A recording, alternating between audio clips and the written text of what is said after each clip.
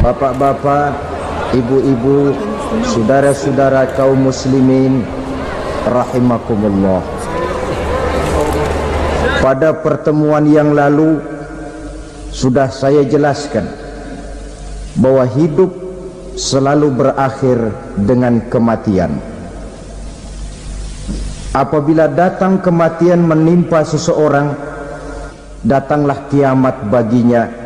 Itu yang disebut dengan kiamat kecil.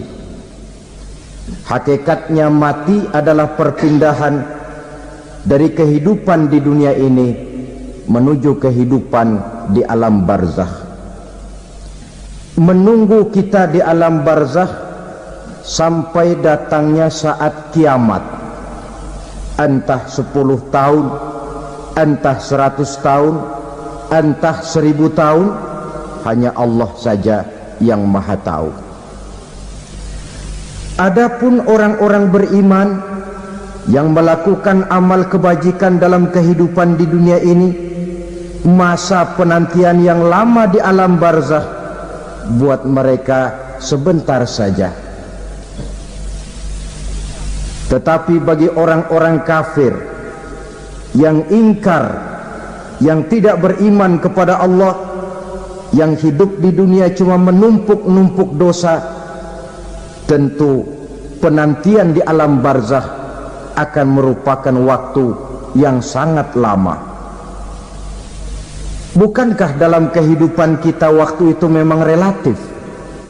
Contoh misalnya, bagi pemuda-pemudi yang sedang duduk asyik memadu cinta, waktu 4-5 jam saja rasanya cuma 4-5 menit, tenggelam oleh keasikan. Tapi buat orang yang berbaring di rumah sakit, meratap di balik-balik apa itu tembok derita kata lagu, di balik dinding-dinding penjara, sehari bagai seminggu, seminggu rasa sebulan, sebulan boleh jadi rasa setahun. Penantian yang sangat lama. Kapan kiamat itu akan datang? Ini rahasia Allah. Jangankan kita yang orang awam, baginda Nabi sendiri tidak diberitahu oleh Allah kapan kiamat itu akan terjadi. Tetapi sungguh pun demikian, banyak hadis-hadis yang menjelaskan ciri atau tanda-tanda datangnya kiamat. Nah, kalau sudah bicara soal tanda kiamat itu ada dua. Pertama yang disebut alamatus sughra, tanda-tanda kecil. Ini waktunya masih ada tenggang. Ada yang dinamakan alamatul kubra, tanda-tanda besar, artinya kiamat sudah diambang pintu. Apa tanda-tanda kecil dari datangnya hari kiamat itu? Misalnya kata Nabi, apabila ilmu sudah diangkat oleh Allah, artinya apabila ulama sudah banyak wafat, minat orang belajar agama berkurang, lalu kebodohan nampak merajalela di mana-mana, zina dikerjakan secara terbuka, minuman-minuman keras jadi kebanggaan. Itu termasuk di antara tanda-tanda kecil terjadinya hari kiamat. Apalagi misalnya iza waladatil ammatu rabbataha, apabila budak sudah melahirkan tuan. Apa maksudnya? Ada yang mentafsirkan apabila anak sudah bisa membudaki orang tuanya. Orang tua yang melahirkan dia, yang membesarkan dia, demi setelah si anak besar jadi orang berpangkat, bertitel, berharta, berkedudukan, jadilah orang tua itu budaknya. Sehingga sering dibilang kalau orang tua kaya, anak jadi raja. Tapi kalau anak yang kaya, orang tua sering jadi budak. Apalagi munculnya fitnah yang bergelombang, timbul perang antara dua bangsa yang besar, waktu berjalan terasa sangat pendek sekali. Itu merupakan tanda di antara tanda-tanda kiamat. Termasuk di dalamnya sulit membedakan mana laki mana perempuan. Kan kalau tanda-tanda kayak begini sekarang sudah banyak kita lihat kan. Ulama banyak wafat, penggantinya sulit. Zina dikerjakan berterang-terangan, minuman keras jadi kebanggaan,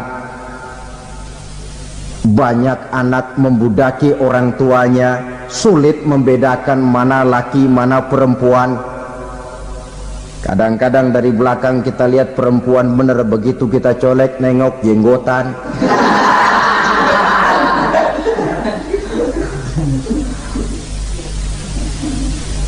Ini termasuk tanda-tanda kecil, masih ada tenggang sampai akan terjadinya kiamat itu.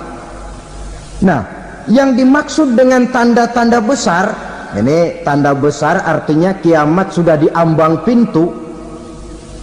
Pertama, matahari terbit dari sebelah barat.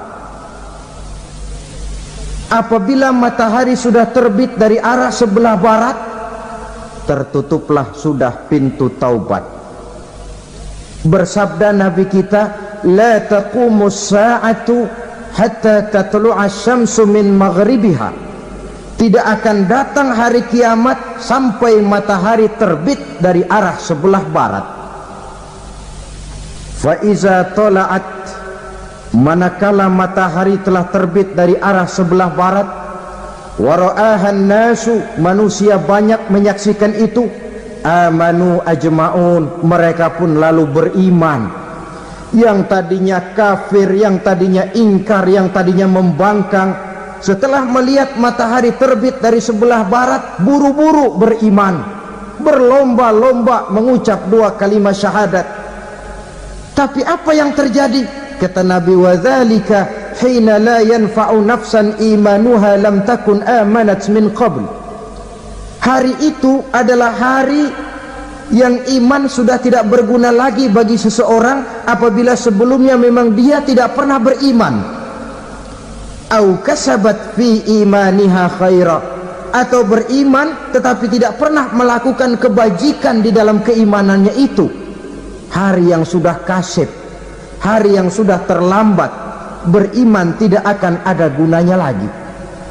Ini pelajaran buat kita. Sebelum sang surya terbit dari sebelah barat, sebelum nafas sampai di tenggorokan, artinya pintu taubat masih terbuka. Kalau dua hal itu sudah terwujud, nafas sudah sampai di kerongkongan atau matahari sudah terbit dari arah sebelah barat, tertutuplah sudah pintu taubat. Tak ada lagi gunanya pangkat, jabatan, harta, bahkan beriman pun dalam suasana macam itu too late, kata orang Kulon. Sudah terlambat. Matahari terbit dari arah sebelah barat, itu tanda besar, artinya kiamat sudah di ambang pintu. Lalu apalagi tanda besar? Munculnya Dajjal. Dajjal artinya pendusta-pendusta yang menyesatkan manusia. Ada dua macam Dajjal, saudara. Ada Dajjal kecil, ini Dajjal kelas teri. Kalau ini sejak zaman Rasulullah sudah ada itu, tiap zaman ada. Di zaman Rasulullah misalnya ada yang bernama Aswad al-Unsi dari Yaman, ada yang namanya Musailamah al-Kazzab dari Yamama, ada yang namanya Ibnu Sayyad dari Madinah. Ini Dajjal-Dajjal di zaman Rasul. Musailamatul Kazzab memproklamirkan diri jadi nabi, dia di zaman Rasul masih hidup. Ini Dajjal zaman Nabi. Di zaman sahabat muncul Dajjal-Dajjal.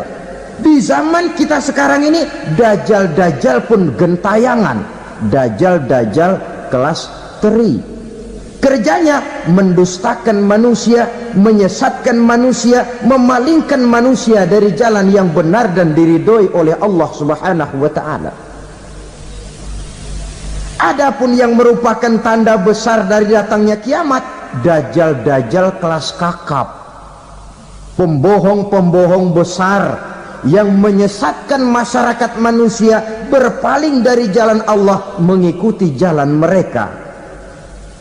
Apa sih ciri dajjal itu? Kata Nabi dalam hadis Bukhari Muslim, innad dajjala, sesungguhnya yang namanya dajjal itu yakhruju, satu saat akan muncul mendekati hari kiamat, wa inna ma'ahu ma'an, si dajjal ini membawa air, wa naran, dan juga membawa api. Dua simbol, di tangan yang satu dia bawa air, di tangan yang satu dia bawa api. Wa ammal ladzi yarahu an-nasu ma'an fanarun, adapun yang orang banyak lihat air, hakikatnya adalah api. Yang dilihat api, hakikatnya adalah air. Oleh sebab itu, kalau api yang ditawarkan, ambillah air. Kalau air yang ditawarkan, pilihlah api. Maksudnya apa ini? Ini bahasa simbol, saudara-saudara. Dajjal bicaranya seolah-olah untuk kepentingan manusia, menawarkan surga. Surga yang dia tawarkan hakikatnya neraka. Hai manusia, kalau kau mau bahagia, jangan dekat-dekat dengan agama. Sholat itu tidak efektif dan efisien, tidak produktif dari segi ekonomi itu.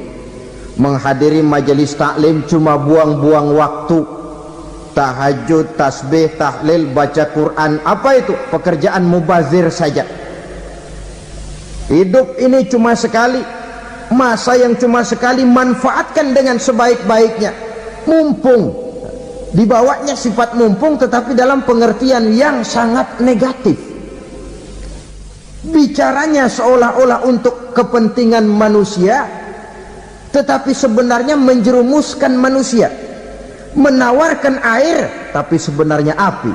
Menawarkan api, tapi hakikatnya air. Buat apa kamu sholat? Buat apa kamu bayar zakat? Buat apa kamu puasa? Surga yang dicanangkan Dajjal, hakikatnya neraka. Neraka yang digambarkan Dajjal, pada dasarnya adalah surga. Jadi memutarbalikkan fakta itu kerjaan Dajjal. Yang hak jadi batil, yang batil dibilang hak, yang benar jadi salah, yang salah malah jadi benar. Tuntunan disuruh jadi tontonan, tontonan malah menjadi tuntunan.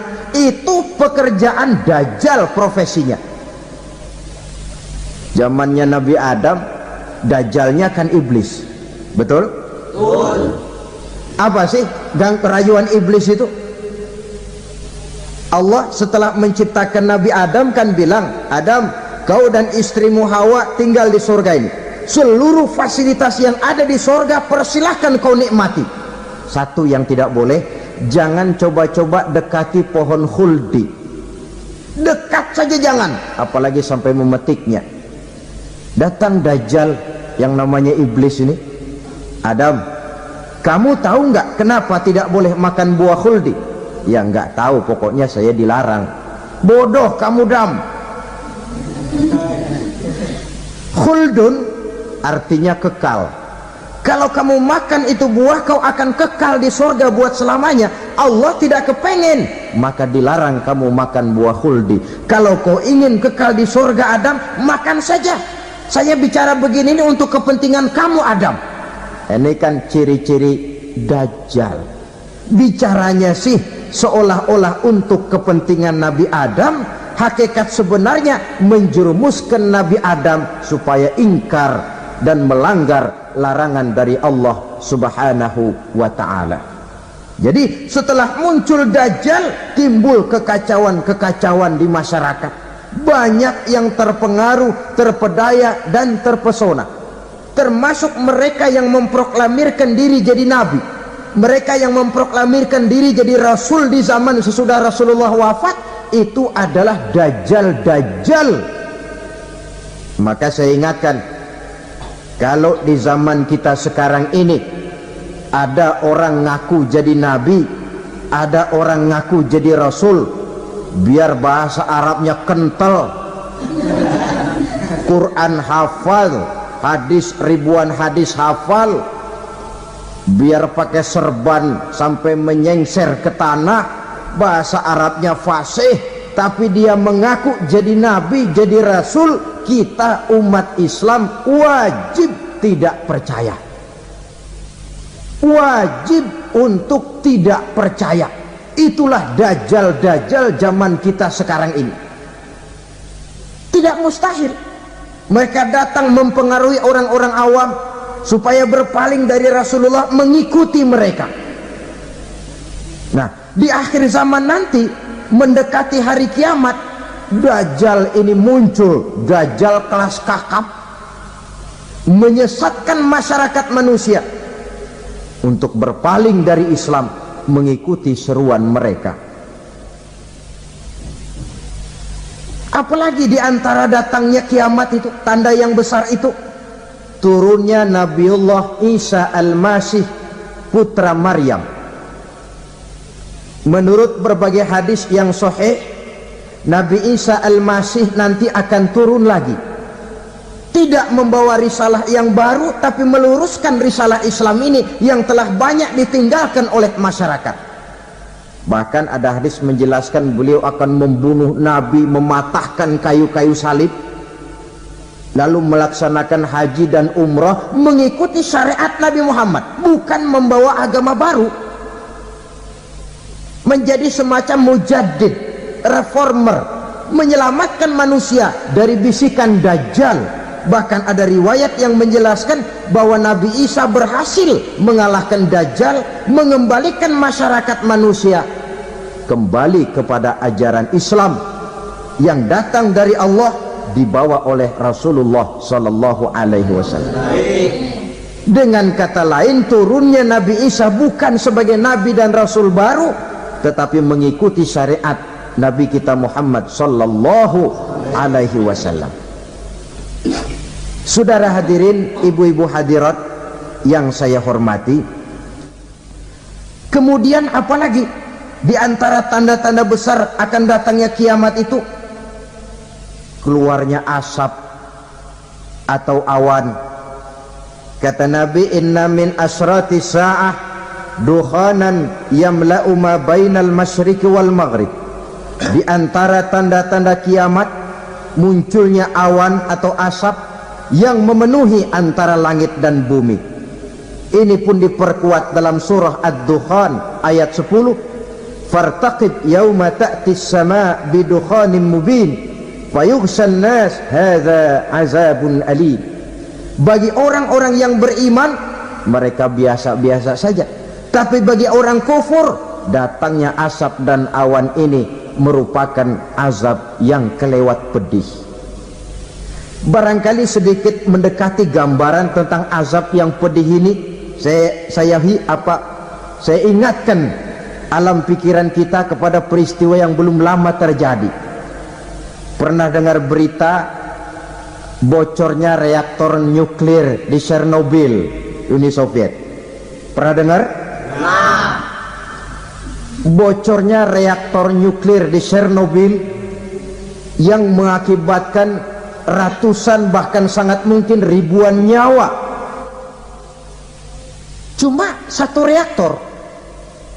Bagaimana kalau seluruh cadangan nuklir yang dimiliki oleh para negara adik kuasa ini diledakkan?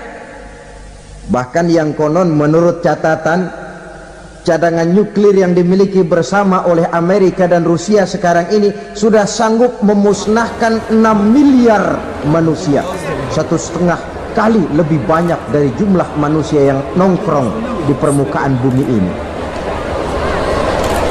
Saudara-saudara hadirin yang saya hormati,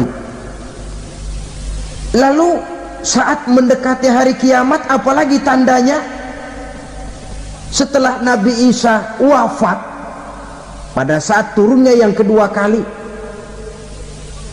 lalu Allah meniupkan angin sejuk, semua orang-orang beriman, orang-orang baik wafat, sehingga penghuni bumi ini cuma tinggal lagi terdiri dari orang-orang kafir.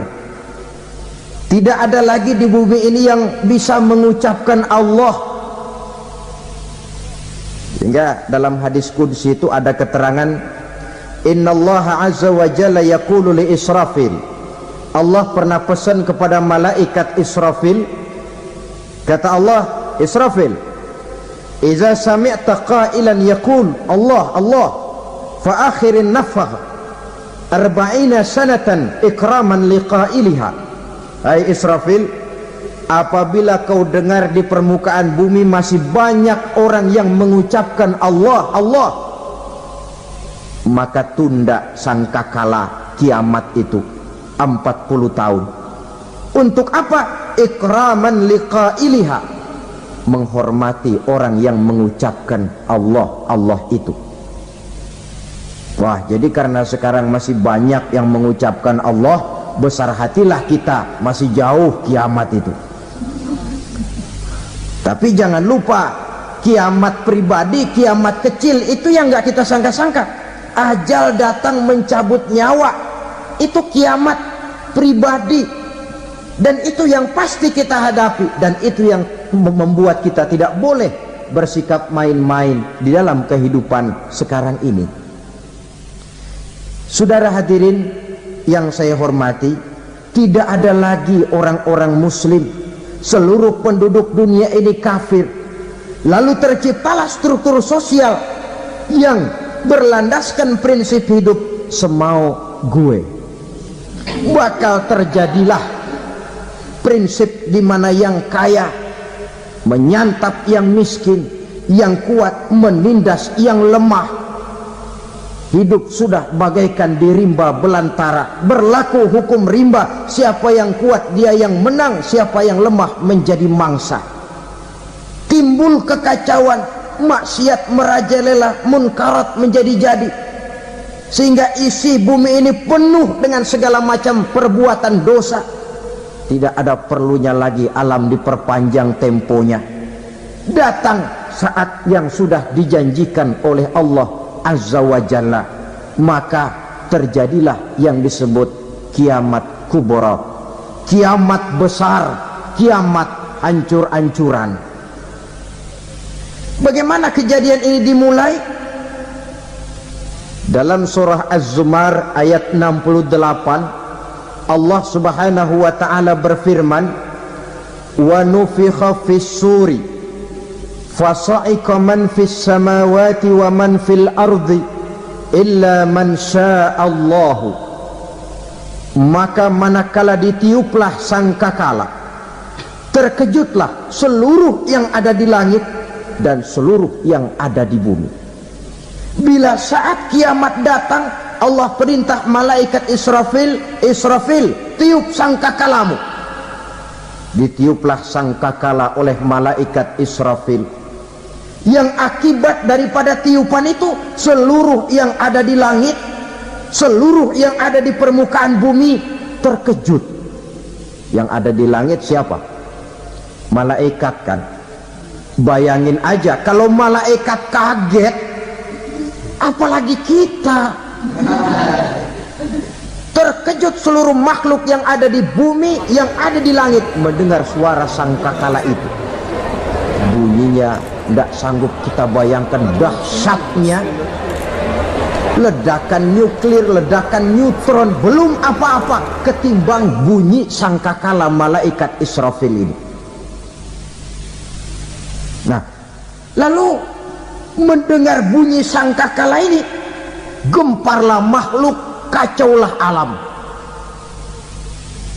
Bumi gempa, planet-planet bertabrakan, gunung meletus, air laut tumpah ke darat, angin topan bertiup, halilintar menyambar. Lalu semua yang bernama hidup mati total, mati bareng tanpa persiapan. La haula wala quwata illa billah. Saya kadang-kadang dalam tafakur bermohon, ya Allah, mudah-mudahan saya nggak nemuin kiamat beneran. Ngeri, nggak bisa kita bayangkan macam apa suasana seperti itu. Allah saja banyak memberikan gambaran, misalnya Al-Qari'ah, wa mal qari'ah, wa ma adraka mal qari'ah. Kejadian yang menggemparkan. Tahukah kamu apa kejadian yang menggemparkan itu?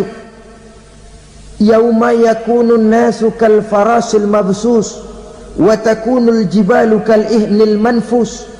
Pada saat itu manusia berterbangan bagai kupu-kupu, gunung berterbangan seperti kapas ditiup angin. Gunung saja macam kapas, konon lagi manusia. Kematian total, mulai semut sampai gajah mati, jin mati, iblis mati, malaikat mati. Oh, malaikat saja mati. Saudara hadirin yang saya hormati, kematian total yang tanpa persiapan. Orang bilang, Pak, kalau mati bareng begitu yang repot malaikat maut dong ya, cabut sana, cabut sini. Itu kalau menurut logika kita, mestinya begitu menurut logika. Tapi logika juga yang bilang nggak perlu serepot itu. Sebab untuk mematikan listrik di wilayah DKI, di wilayah Jakarta, nggak perlu tiap rumah didatengin matiin, ya lama. Cukup dari kantor pusatnya saja PLN tekan satu tombol, gelaplah seluruh Jakarta. Saudara hadirin yang saya hormati, kematian total. Lalu setelah kematian total, planet-planet juga mati, dalam arti tidak bergerak dan beredar. Angin mati, dalam arti tidak bertiup. Air mati, dalam arti tidak ada riak gelombang. Pokoknya semua mati. Kullu nafsin za'iqatul maut, semua yang bernafas mati. Dalam ayat lain, kullu man 'alaiha fan, semua yang ada di permukaan bumi fana. Yang kekal cuma Allah Subhanahu wa ta'ala. Yang paling belakang mati malaikat maut dan malaikat Israfil. Tapi mati juga sesuai dengan janji Allah. Menurut hadis Bukhari Muslim dari Abi Hurairah, masa tenggang waktu antara kematian total pada tiupan sangkakala pertama dengan proses kebangkitan pada tiupan sangkakala kedua 40 lamanya. Tidak dijelaskan oleh Abi Hurairah 40 jam, apa 40 hari, apa 40 tahun. Hadis-hadis cuma menyebutkan 40 saja. Sunyi alam, yang tinggal cuma Allah saja lagi. Ketika itu Allah berseru-seru, katanya, limanil mulkul yauma, siapa para penguasa hari ini? Mana itu raja-raja dan penguasa yang dulu mengaku jadi Tuhan? Fir'aun, mana Fir'aun sekarang? Yang dulu jadi raja, merasa berhasil, sombong, lalu tidak mau turun-turun dari kekuasaannya, sampai kepada puncak kekurang ajarannya mengangkat diri jadi Tuhan. Mana itu Fir'aun? Namrus, mana sekarang Namrus? La ilaha illa ana, ternyata tidak ada Tuhan lain selain daripada aku, kata Allah. Proses kemudian, saudara-saudara, turunlah hujan dari langit. 40 lamanya hujan itu, Tidak jelas juga 40 jam apa 40 hari. Setelah air turun membasahi, datanglah tiupan sangkakala yang kedua. Semua yang bernama mati bangkit dari kuburnya masing-masing. Ini yang disebut Yaumul Ba'thi, hari kebangkitan. Allahu Akbar. Pada saat kita bangkit dari kubur kita masing-masing, kumpul di padang mahsyar namanya. Bayangin aja, saya sendiri nggak sanggup bayangin.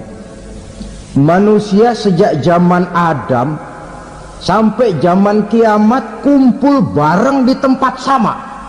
Berapa banyaknya itu?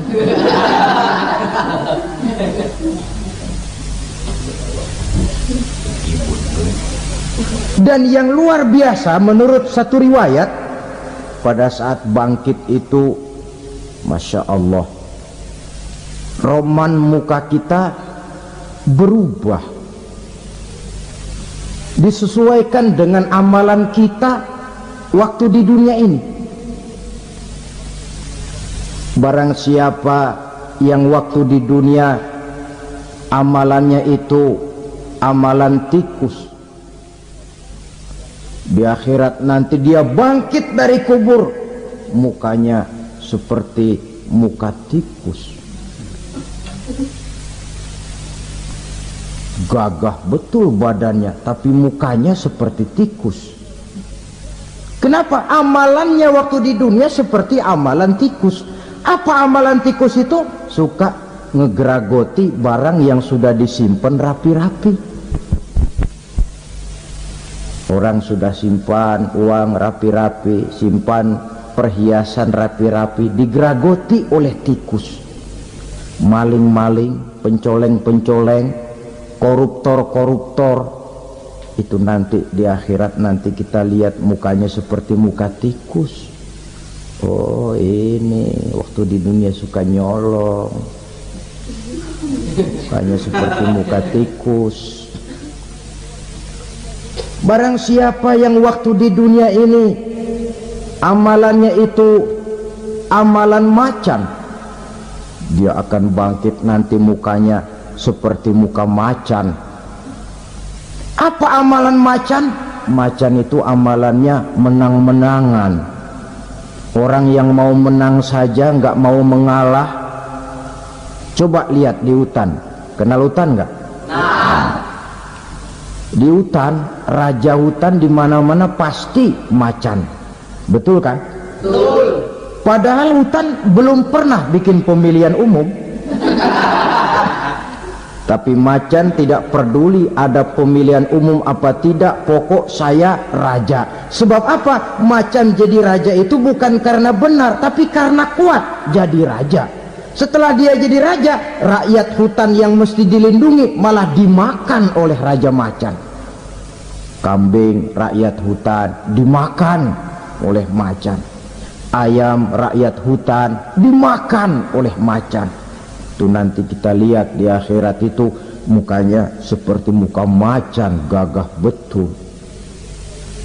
Lalu barang siapa yang di dunia ini amalannya itu seperti amalan anjing, nanti dia punya muka seperti muka anjing.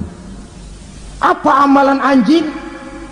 Pertama, anjing itu kalau disuruh jaga rumah, dia tidak bisa membedakan mana maling mana tamu.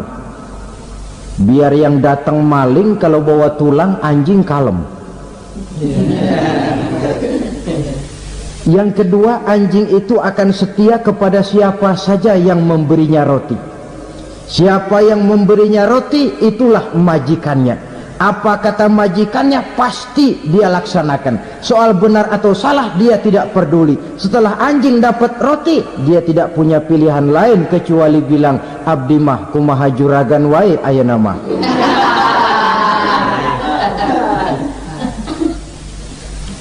Saudara hadirin yang saya hormati, berkumpul di padang mahsyar, tiap orang sibuk dengan persoalannya masing-masing. Matahari waktu itu didekatkan oleh Allah. panas luar biasa. Ada yang saking panasnya itu mencucurkan peluh keringat sampai sebatas mata kakinya. Ada yang keringatnya sampai sedengkulnya, ada yang keringatnya sampai sepusatnya, ada yang keringatnya mengalir sampai sebahunya, ada yang kelelap oleh keringatnya sendiri, sementara orang di sampingnya nggak apa-apa. Bergantung lagi amalan dia waktu di dunia ini.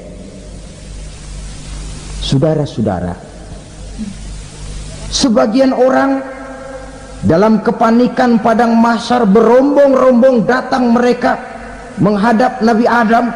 Ya Adam, anta abal bashar. Hai Adam, Tuhan adalah bapak moyang manusia. Kami sebentar lagi akan disidang, dimintakan pertanggungan jawab. Tolonglah kami, hai Adam.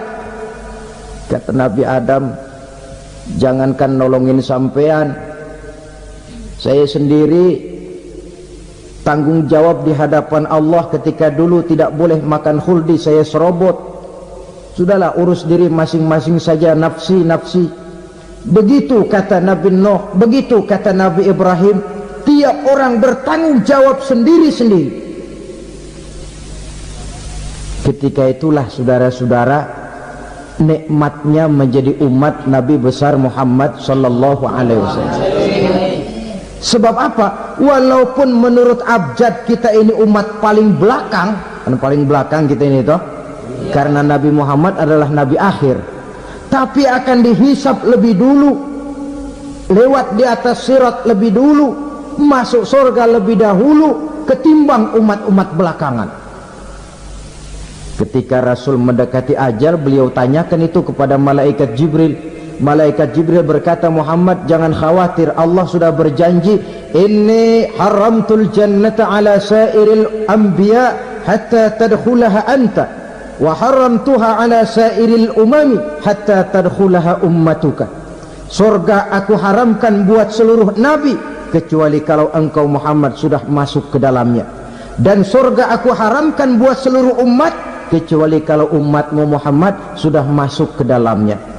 Logikanya, walaupun menurut abjad kita umat paling belakang, bakal dihisap paling dulu, lewat di atas sirat paling dulu, masuk surga paling dulu, kalau mampir ke neraka juga paling dulu. Ya resiko.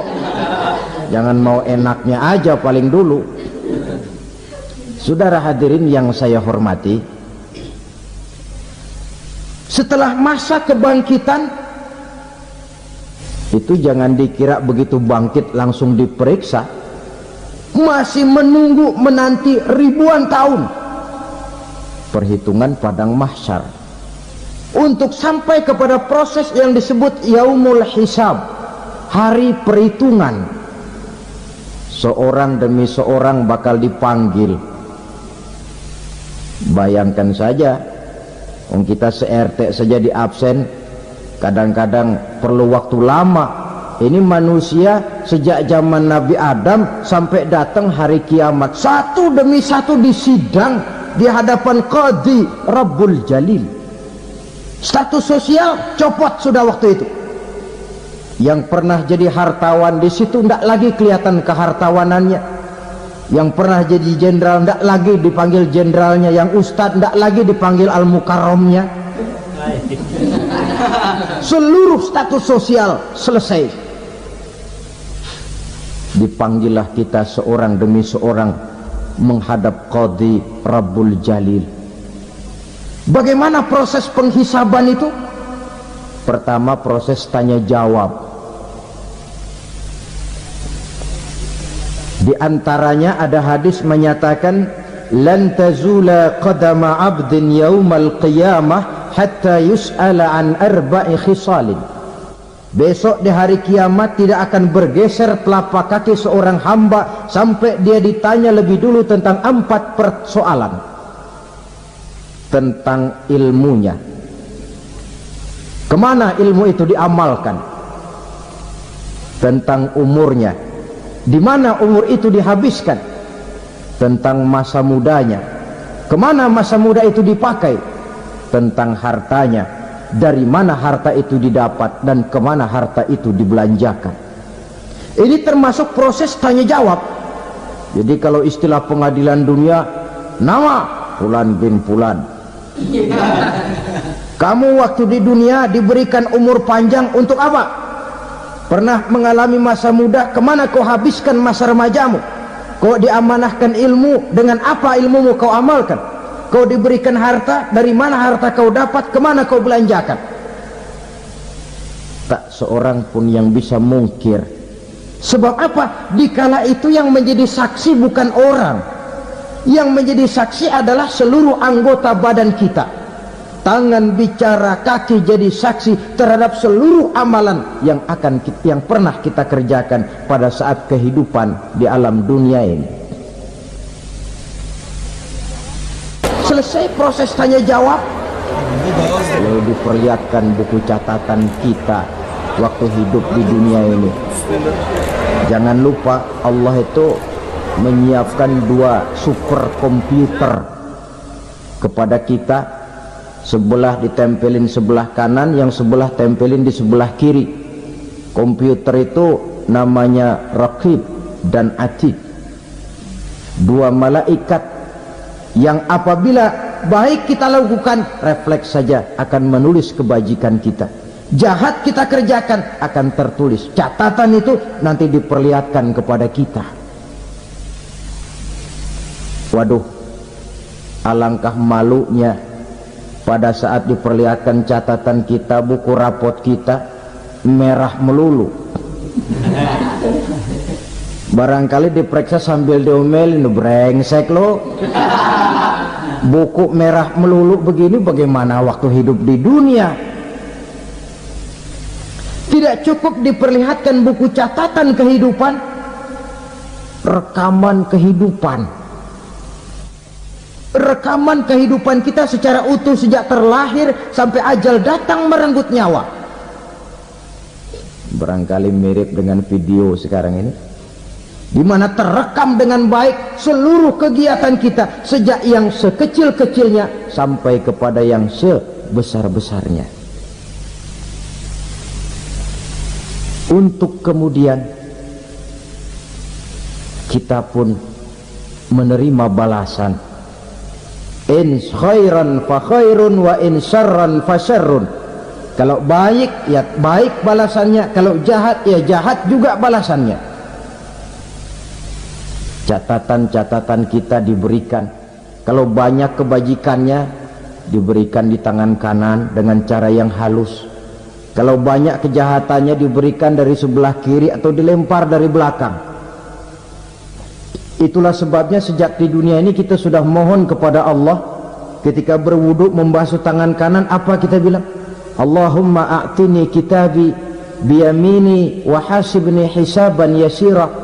Ya Allah, berikan saya kitab di tangan kanan, dan kalau saya memang perlu dihisab, hisablah saya yang seringan-ringannya.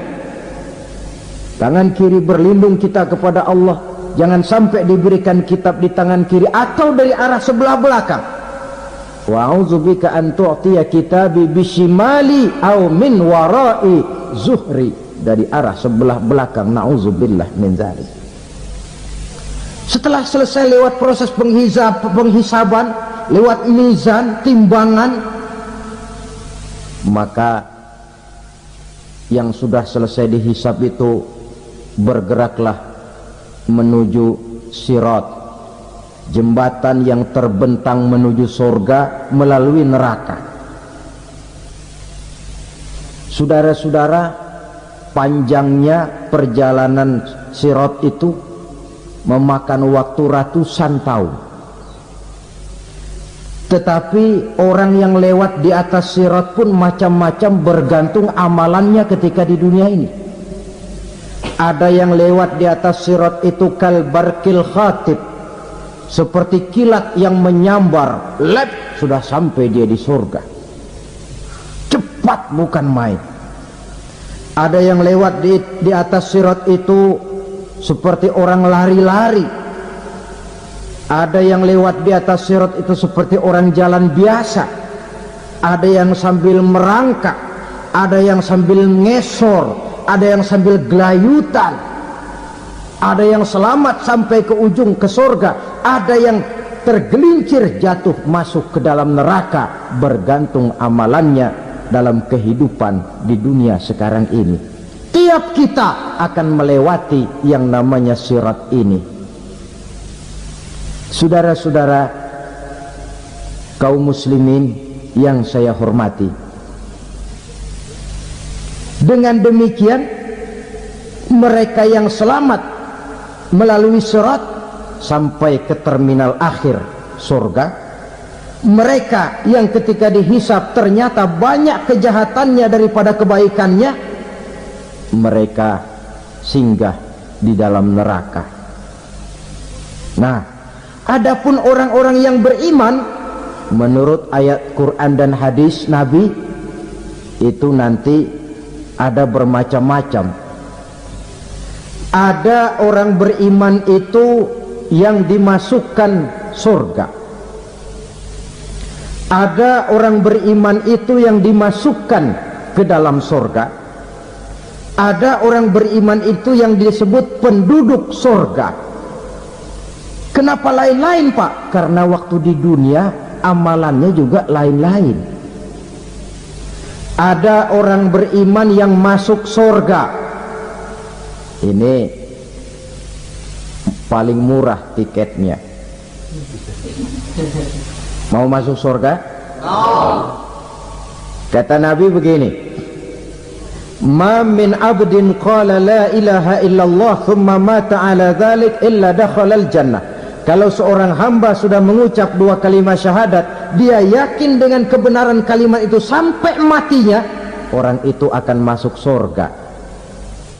Abi Dzar yang waktu itu diajak bicara heran, ya Rasul kok gampang betul? Iya, walaupun orang itu mencuri, iya, walaupun orang itu berzina, iya, biar dia mencuri, biar dia berzina, kalau dia sudah mengucap dua kalimat syahadat, dia yakin dengan kebenaran kalimat itu sampai matinya, itu orang akan masuk surga. Jadi masuk surga cukup dua kalimat syahadat, yakin sampai mati, masuk surga. Itu perkara masuk. Tapi kalau pertanyaannya diterusin, masuknya kapan, Pak? Nah, ini lain lagi urusannya. Sebab ada yang masuknya itu langsung, ada yang mampir dulu. Di sana tempat cuma dua, kalau tidak surga, neraka. Mau ke surga tapi mampir dulu, yang mampirnya jelas di neraka. Kenapa? Dalam hadis qudsi ada riwayat, nanti itu di akhirat, setelah Allah selesai mengatur penduduk surga masuk surga, yang neraka masuk neraka, Allah berkata kepada malaikat Malik, malaikat Malik, labaik ya Allah, itu bajingan-bajingan tengik, manusia-manusia durjana yang waktu di dunia tidak mau sujud, jauh dari ulama, gemar melakukan yang munkarat dan maksiat, hidup di tengah masyarakat selalu jadi bibit keonaran, kufur, sudah masuk neraka semua. Sudah ya Allah. Nah, kalau sudah, coba sekarang kamu masuk, Malik. Saya, iya, masuk neraka. Mau apa ya Allah? Kata Allah, akhriju minan nar man kana fi qalbihi misqala habatin min khardalin min iman. Kau masuk neraka, cari di dalam neraka orang-orang yang ada imannya walaupun kecil sebesar biji zarah, angkat mereka keluar. Masuk malaikat Malik ke neraka, cari orang yang ada imannya, korek-korek. Ya repot, udah pada gosong. Yang ada imannya diangkat ke atas, yang ada imannya diangkat ke atas, lalu dimandikan di Nahrul Hayat, namanya sungai kehidupan di akhirat nanti. Cakep lagi rupanya, bersih lagi wajahnya, apel di hadapan Allah. Kata Allah, bagaimana mas? Kapok nggak sampean? Kapok ya Allah. Nah, kalau kapok, idhab fadkhulil jannah, pergi masuk surga sana. Berangkat mereka ke surga. ketemu sama temen-temennya yang udah sampai lebih dulu, yang nggak pakai mampir lagi. Terjadi dialog, kata teman-temannya yang udah pada nyampe duluan, "Mas, iya, emang baru sampai?" "Oh, saya baru sampai." "Memang mampir di mana dulu, Mas? Kita sudah lama sampai di surga." Saudara buka surah Al-Muddatsir ayat 34-35. "Masalakakum fis saqar?" Kenapa kamu mampir di neraka Saqar? Qalu lam naku minal musallin. Mereka menjawab, kami mampir di neraka Saqar, Mas, gara-gara dulunya kami waktu di dunia ndak pernah sholat. Ndak pernah sholat? Ndak pernah. Kan rumahnya dekat masjid. Cuma dekat doang, Mas. Sholat mah enggak saya. Nggak pernah ngasih makan fakir miskin, nggak pernah hadir di majelis taklim, pendeknya nggak pernah melakukan kebajikan, maka saya pun mampir di neraka Saqar. Untung betul saya punya iman, Mas, sedikit. Waktu hidup di dunia dulu saya pernah mengucap 2 kalimat syahadat, sekali-kalinya waktu mau kawin. Masya Allah. Untung saja kawin, kalau nggak kawin polos.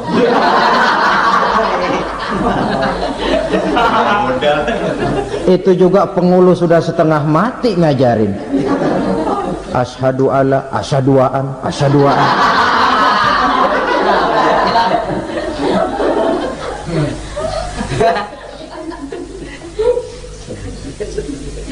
Ini namanya masuk surga, ada mampir dulu. Ada pula orang mukmin itu yang dimasukkan surga. Namanya dimasukkan kan terima beres.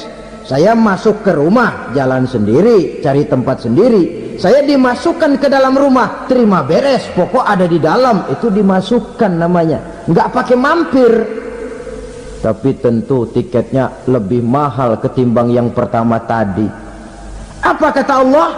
Innal ladzina amanu wa amilus salihat la ukaffiranna anhum sayyi'atihim wa la udkhilannahum jannah. Sesungguhnya orang-orang yang beriman kemudian beramal soleh, kami hapuskan segala dosa dan kesalahannya, kami masukkan mereka ke dalam surga. Lihat ayatnya, Allah yang memasukkan, kita yang dimasukkan. Tidak pakai transit, tidak usah mampir. Cuma tidak cukup syahadat, tidak cukup amanu, tapi diiringi dengan wa amilus salih. Iman, amal. Tidak cukup syahadat, lalu dibuktikan dia sholat, dia zakat, puasa, lalu dia melakukan berbagai macam kebajikan. Ini yang menyebabkan dia tidak pakai mampir di tempat yang bernama Saqar. Lalu ada pula orang mukmin itu yang disebut penduduk surga. Wah, ini sudah VIP ini. Ashabul jannah, penduduk surga. Siapa mereka? Kata Allah, innal ladzina amanu summa istaqamu fala khaufun 'alaihim wala hum yahzanun ulaika ashabul jannah hum fiha khalidun. Sesungguhnya orang-orang yang beriman lalu istiqamah, tetap dalam melaksanakan perintah Allah, tidak goyah, tidak labil tapi stabil, istiqamah, mereka tidak takut dan tidak bersedih hati, merekalah penduduk surga. Iman, istiqamah. Tidak punya duit, sembayang. Banyak duit, sembayang. Miskin, sembayang. Kaya, tetap sembayang. Istiqamah. Kadang orang kalau susah rajin ke masjid, banyak duitnya ngelihat masjid melengos. Itu yang dibilang waktu miskin hamba Allah, setelah kaya jadi hamba harta. Bergeser, tidak ada nilai istiqomahnya. Saudara-saudara, dengan begitu penduduk neraka itu dua. Ada penduduk permanen, ada penduduk yang semi permanen. Yang semi permanen orang-orang beriman yang mempunyai dosa besar. Mereka masuk ke neraka untuk menerima azab sesuai dengan dosanya. Bila selesai masa azab itu, mereka akan diangkat untuk ditempatkan kembali ke dalam surganya Allah Subhanahu wa ta'ala. Nah, dikala itulah saudara-saudara, ada yang disebut syafaat dari Rasulullah Sallallahu Alaihi Wasallam. Tapi tentu jangan lupa, syafaat ini ibarat kain menambal dia. Kita punya kain bolong-bolong sedikit, syafaat yang menambal. Solat kita ada kurang dikit, sedekah kita ada campur riak dikit, amalan kita ada tidak karena Allah dikit, kita berharap syafaat. Jadi biarlah kain masih bolong-bolong, yang penting punya kain. Tapi kalau kainnya tidak ada, yang ditambal apanya? Solat tidak, puasa tidak, zakat tidak, berharap syafaat saja. Ya, terlalu berlebihan itu. Saudara hadirin yang saya hormati, apabila selesai proses penghisaban, proses penghitungan, maka dikala itulah manusia terbagi dalam dua kelompok besar. Fariqun fil jannah wa fariqun fis sa'ir. Sekelompok orang-orang beruntung yang masuk ke dalam surga, dan sekelompok lagi masuk ke dalam neraka. Akan memakan waktu untuk menceritakan sifat surga dan neraka, tapi insya Allah pada kesempatan pertemuan lain saya sampaikan. Namun sebagai gambaran umum cukuplah saya sampaikan sebuah hadis qudsi. Allah jelaskan, a'dadtu li'ibadiyas salihin ma la aynun ra'at wa la uzunun sami'at wa la khatara fi qalbil bashar. Aku sediakan buat hamba-hambaku yang soleh, yang tidak pernah terlihat oleh mata, tidak pernah terdengar oleh telinga, dan belum pernah terdetik dalam hati manusia. Jadi kenikmatan surga belum pernah dilihat mata, belum pernah didengar telinga, belum pernah terdetik dalam hati. Pedihnya azab neraka belum pernah terlihat mata, belum pernah terdengar telinga, belum pernah terdetik dalam hati. Saudara hadirin yang saya hormati, oleh karena itu sebagai uraian akhir daripada kiamat ini, marilah sama-sama kita memanfaatkan hidup dengan sebaik-baiknya, supaya jangan timbul penyesalan di hari kemudian nanti. Mudah-mudahan kita seluruhnya diselamatkan Allah dari azab neraka dan mendapat surga dan ridhonya. Sekian dan demikianlah pertemuan kita kali ini. Terima kasih banyak atas segala perhatian. Mohon maaf atas segala kekurangan. Usikum wa nafsi bitaqwallah. Wassalamualaikum warahmatullahi wabarakatuh. Waalaikumsalam warahmatullahi wabarakatuh. Dan udane supire wedok. Udanan, Mbak, mudah saya Mbak udan. Bisa tinggal kono ae. Wedok kok lanang to supire ya. Ora ketok. Wes, macet. Udan macet.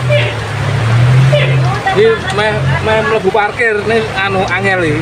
Bodo-bodo dodo sepi. Penumpang yang mudik bisa dilihat sana ya. Tadi sudah saya perlihatkan, tetap tersenyum walaupun jualannya nggak ada yang beli. Udan kayak gue ya. Kembali lagi untuk rekan-rekan teman-teman yang ada di luar kota. Ini ada di Jawa Timur. Star dari depan terminal Mespati seperti apa bisa dilihat secara langsung ya. Jadi tidak ada kemacetan, mungkin hanya antrian kalau ada perempatan atau lampu merah.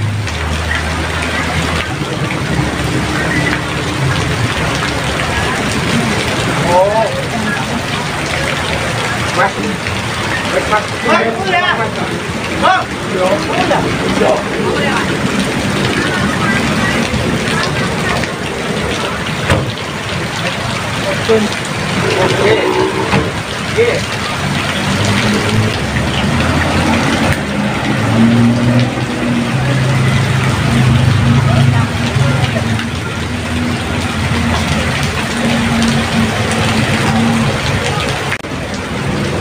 ya, di sini kalau jam-jam segini sepi.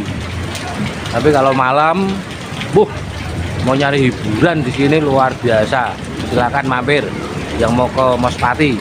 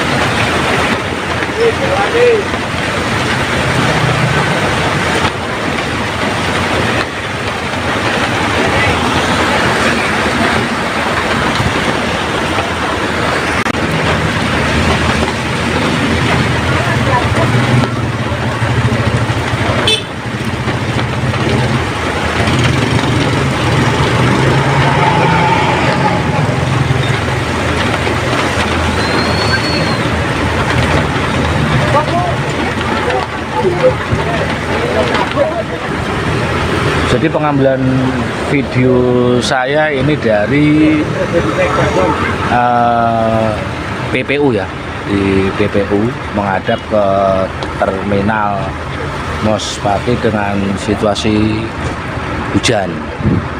Mungkin yang sebelum-sebelumnya kita juga pernah mengambil dari arah sini, cuman tidak ramainya tidak seperti ini ya, biasa karena ini hari Minggu. Jadi informasinya ini harus balik ya, harus balik. Bludak, apa bludak? Ya hari ini, nggak tahu kalau hari besok. Hari besok itu kan udah hari Senin. Dan tadi sudah dilihat ada bis NS Madani juga parkir di PPU karena mungkin di terminal juga udah penuh ya busnya. Dia masuk ke PPU, penumpangnya diambilin satu persatu pakai payung.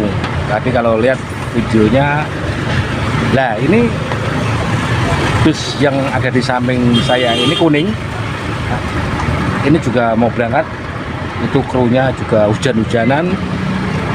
Kita lihat bagaimana dia parkir mundur, dan tadi informasi dari pengemudinya dia akan ke Gemolong sama ke Wates. Dari sini dia mengambil penumpang, ke Gemolong ngambil penumpang, dan ke Wates juga mengambil penumpang. Sempat saya tanya, ke Wates mengambil penumpangnya ada berapa? 2 orang. Jadi banyaknya penumpang itu dari terminal Mospati ya. Dia sebelum menuju ke Jakarta dia ke Gemolong sama ke Wates dulu. Seperti itu sedikit cerita atau informasi nih. Terserah bagaimana cara pemirsa ya. Jadi apa yang saya informasikan kabar hari ini. Tentunya saya ucapkan banyak terima kasih yang sudah selalu subscribe ya, yang sudah selalu mengikuti video-video dari channel kami. Kita lihat hiruk pikuknya bagaimana situasi hujan ini di dalam terminal, juga busnya udah pada penuh, penumpang pada keluar karena bisnya tidak masuk ke terminal. Kita lihat bis NS Madani ini mau parkir, balik lagi arah ke Gemolong sama ke Wates. Dengan keramaian seperti ini, pemirsa bisa lihat tidak seperti biasa-biasanya. Ini posisi mundur ini, mundur, jadi kamera saya tetap aja saya diamkan seperti ini biar nyaman ya pemirsa itu. Oh kanan ya, kanan, dia ke kanan berarti mau ada gelombang lewatnya mana nggak ngerti saya. Tapi saya yakin mungkin dia ini kali. Terus mas, oke terus, pray yo, oke pray.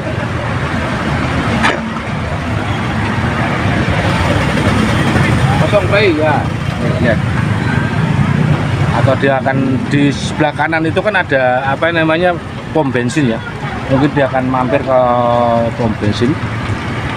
Sedikit apa yang bisa saya sampaikan, bagaimana informasi di depan terminal Maspati di sore ini ya, sore ini 2:30 jamnya kita orang ya, ini jam 2:30 lebih 10 menit ya. Dia udah keluar bisnya, tadi penumpangnya juga udah, tapi nggak penuh ya, penuh MS Madani nggak penuh, dia akan cari tambahan lagi dari Aken ya.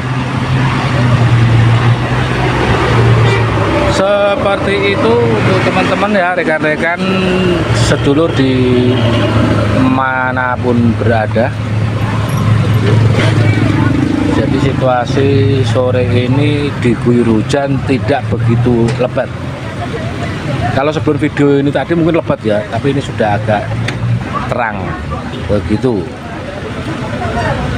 Terima kasih yang sudah komen ya, komen supportnya, kita saling menginformasikan, kita saling melihat apa yang ditayangkan oleh rekan-rekan semua yang mungkin pernah komentar ya. Kalau komentar kan bisa kita lihat balik ya, siapa kalian yang komentar seperti itu ya.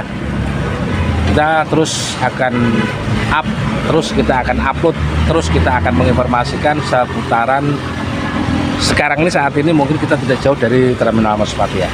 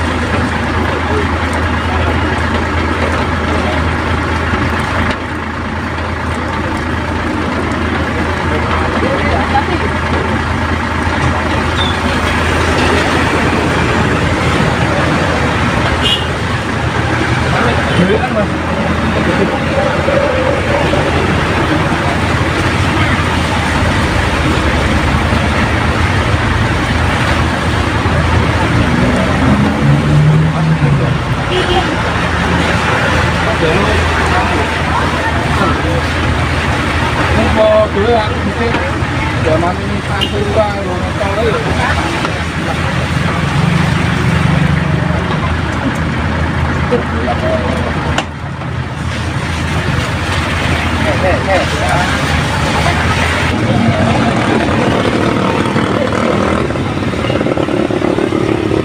Sepertinya hujan sudah mulai mereda ya, nggak begitu deras dibandingkan sama yang tadi, kan deras sekali hujannya sampai saya juga kebasahan. Dikira saya nggak kebasahan gitu ya, coba kita lihat. Waduh, wah.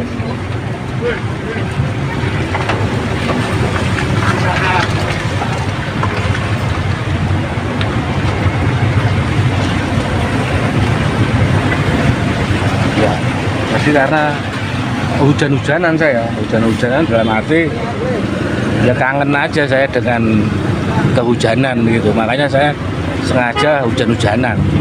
Bukan dalam arti saya kehujanan enggak, tapi saya sengaja hujan-hujanan. Jadi dilihat tadi, bisa dilihat ya basah semua ya celana kaos. Tapi saya tetap enjoy dan asik aja.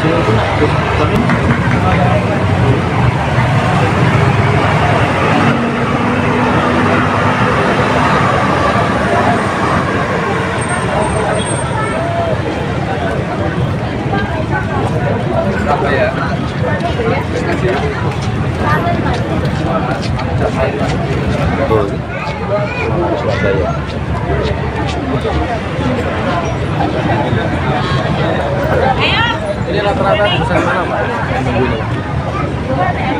Ya ini Jakarta kan? Jakarta semua? Kurang lebih lah, pas balik. Iya. Coba. Terakhir kapan Pak? 16 terakhir. Tanggal 16. Sekarang aku saya. Jogja, Solo, Jogja, Solo, Solo, Solo. Cara gini. Iya, kita sampai elek. Bapaknya itu lho, orang bengi rawan nih, Pak. Isu kita. Oh, isu orang. Iya. Kalau bapaknya apa? Begini. Maksudnya kalau jenguk penumpang perusahaan kayak terus menjadi kok. Terbatas ya kegiatan misalkan nah itu terbatas diomong wis lekong ngiri ya tau kena nemu jembatan lagi kena lainnya kok patung keren langsung ngana ya akhirnya gak iso ngiri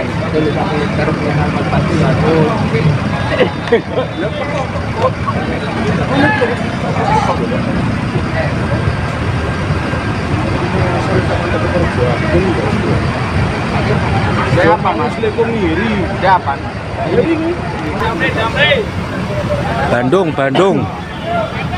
Bandung siap bos. Bandung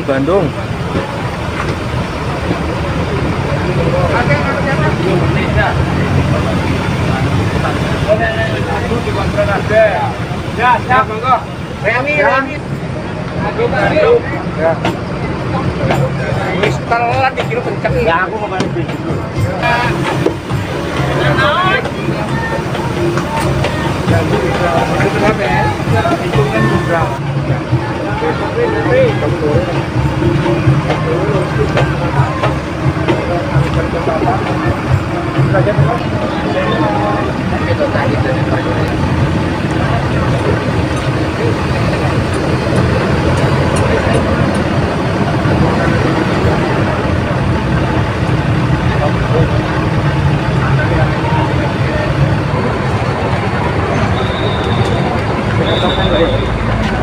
jalan baju apa?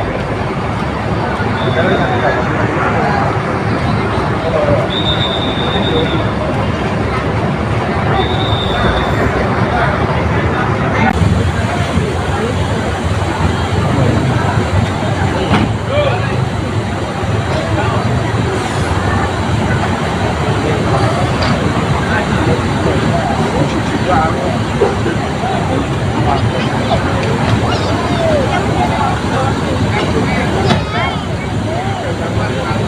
Bisnya luar biasa.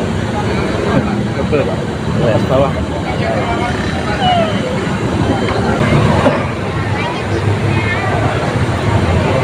Kalau Rosalia itu harus pesan tiket dulu ya Pak.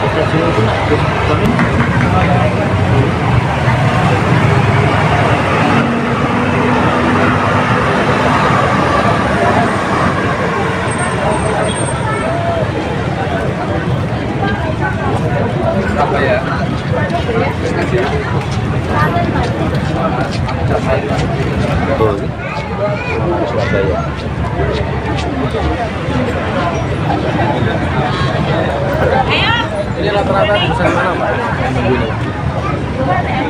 Ya ini Jakarta kan? Jakarta semua? Kurang lebih lah ya? Sekali? Iya. Coba? Terakhir kapan Pak? 16 terakhir. Tanggal 16. Sekarang tanggal 12 lagi. Jogja, Solo, Jogja, Solo, Solo, Solo. Cara gini.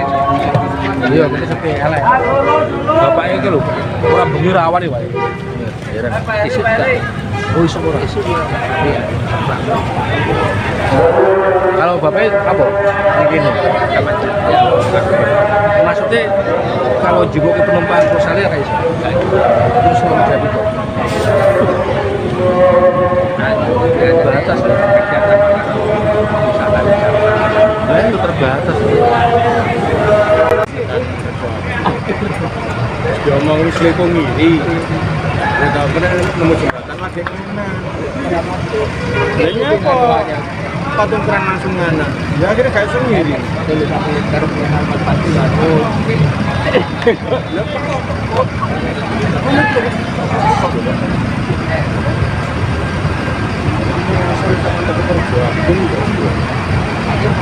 siapa mas lekong ngiri siapa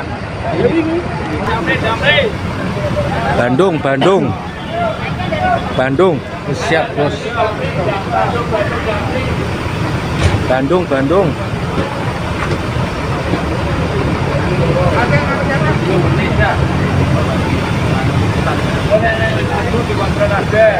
Ya, siap enggak? Remi. ya.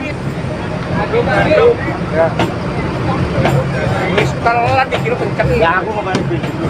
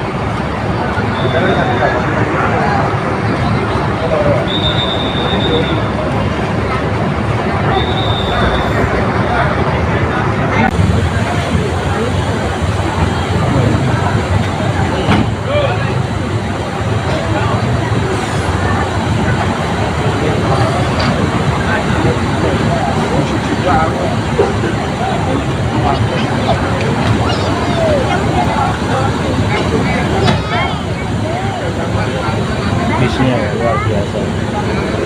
Betul Pak. Ya, bawah.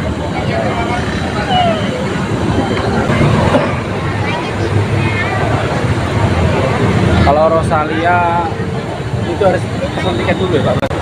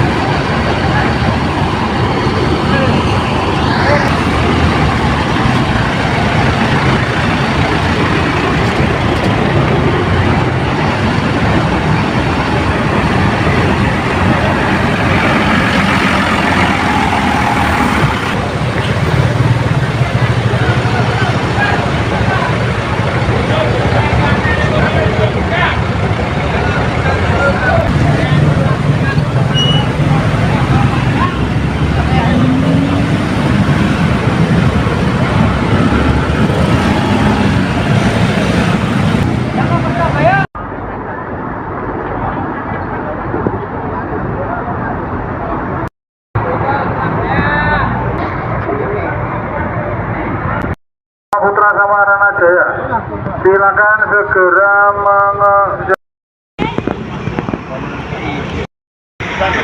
Lah iya.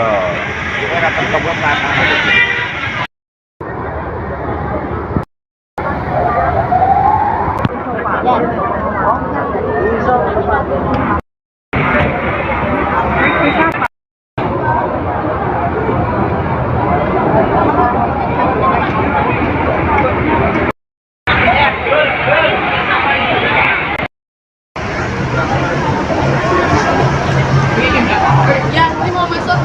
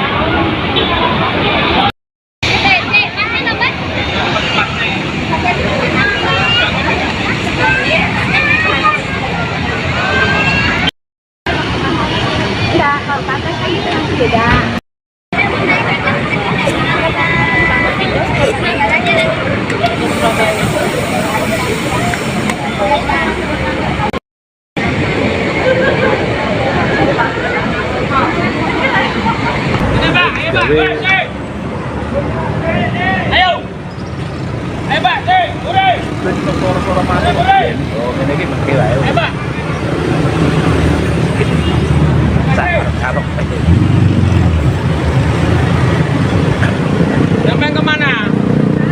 Nah gitu loh, tadi tak tanya bilang enggak. Ayo. Naik cepat gedung orang itu.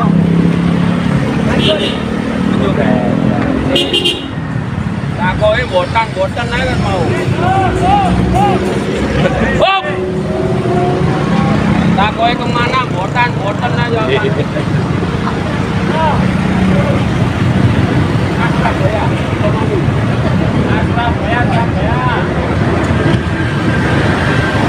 Paling pede mas pede orang itu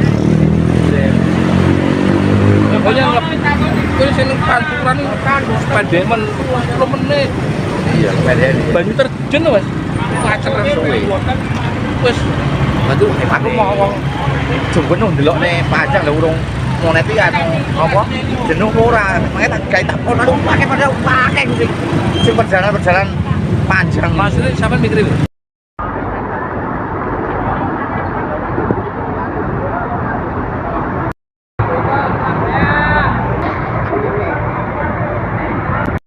Putra Samaran Jaya. Silakan segera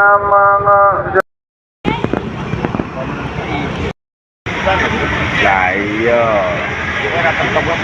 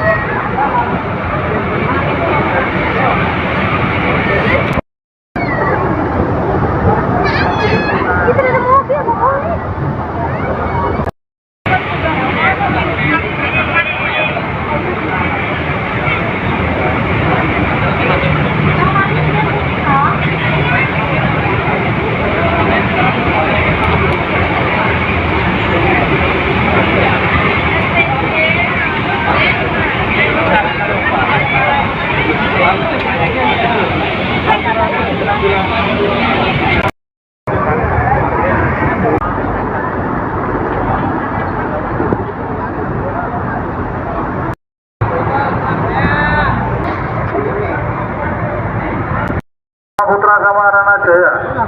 Silakan segera